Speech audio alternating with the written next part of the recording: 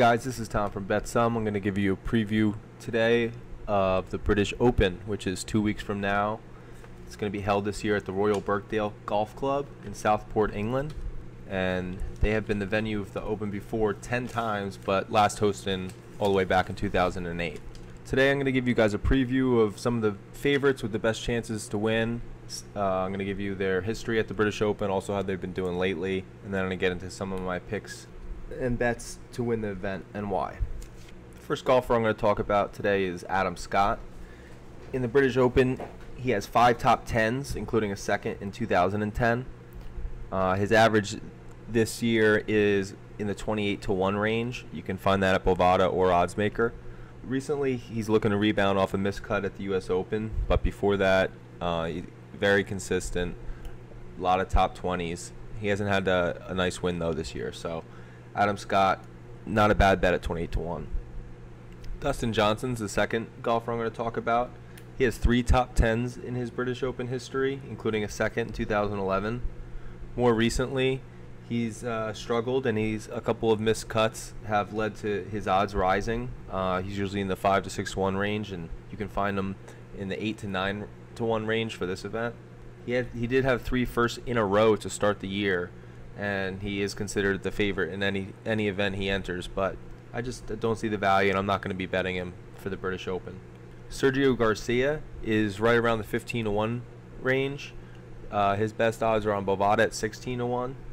He has 10 top 10s in his British Open history, including a second in 2007 and 2014.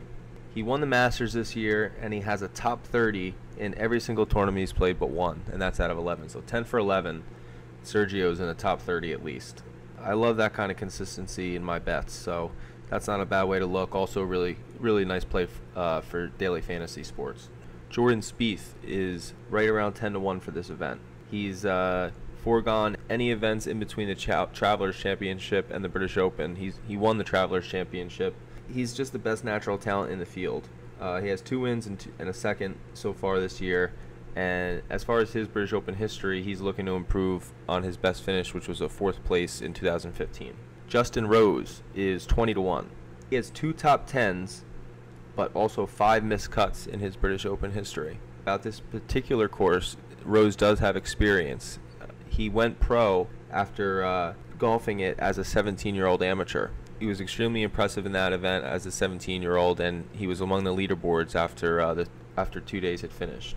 He hasn't been playing well since his second place finish at the Masters, which was earlier this spring. He has 2 seconds and 2 fourths this year, and he seems to always show up in big events, so I don't think you can go wrong with Justin Rose, especially since he has course experience and he's in his prime. Jim Furyk, Steve Stricker, Ernie Els, these are older guys that have played the course back in 2008, but they're all over 100-1 at this point.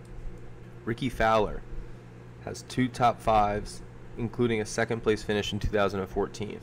He only has 1 win, which is back in February this year, but he has 3 top 5s in his past 4 tournaments. So he's very hot. He almost won the U.S. Open. He was leading for most of the tournament, and he's right at 18-1 on 5 dimes over Bovada for that bet. Love Ricky Fowler. I think he's hot, and I think you want to ride the hot hand in golf, and a couple guys are peaking at the right time for this tournament. Heinrich Stenson. He's the defending champion, although it was at a different course. He won last year's British Open with an amazing score of -20. He also has a 2nd and 2 thirds in British Open history, so he performs very well in this particular event. One of his thirds was back in 2008, the last time it was held at this Royal Birkdale. These are the reasons I'm even mentioning him, because his form just hasn't been up to par this year. By his standards, he has a 2nd and a 7th finish, but besides that was way at the start of the season. Since then, a 16th has been his best finish. But again, Stenson and Rose particular out of the favorites here, they have course experience and not bad, both being at 20-1 range. I'm going to talk about the 4 bets I like the most for this particular event. Hideki Matsuyama is 20-1 on Bovada, and he's coming off a 2nd place finish at the U.S. Open. He has 3 firsts and 3 seconds to start this year. and he's made 15 out of 16 cuts. Incredibly consistent, and I think he's going to benefit from the fact that this course doesn't favor the bombers. It's not a long hitters course at all. So I don't think you get much more consistent. Again, another great daily fantasy play, but 20 to 1 seems like a good bet to win. Second bet is Lee Westwood at 50 to 1, and that's on Bovada as well. He's very consistent. He's made 10 out of the past 11 cuts, and he's made 7 top 30s during that time. He's an English golf legend, and it would be very fitting if he could win this British Open.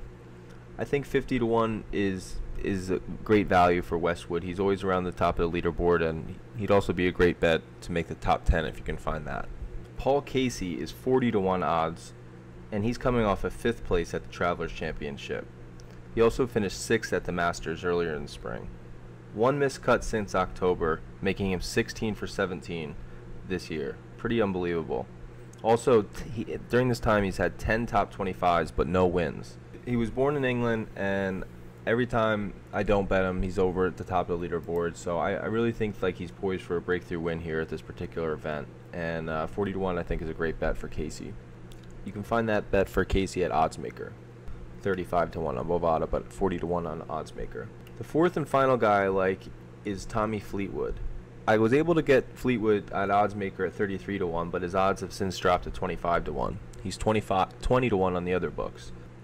He just won the Open de France, and in his last 10 tournaments, he's finished 1st, 2nd twice, 4th, 6th, and 10th. Unbelievable, very hot at the moment.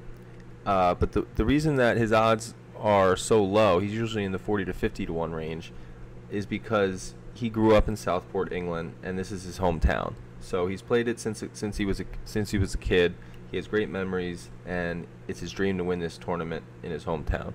I think that the bookies have reflected that in the odds, and I think he's your best bet to win value-wise. So 25 to 1 for Tommy Fleetwood is my pick for this tournament.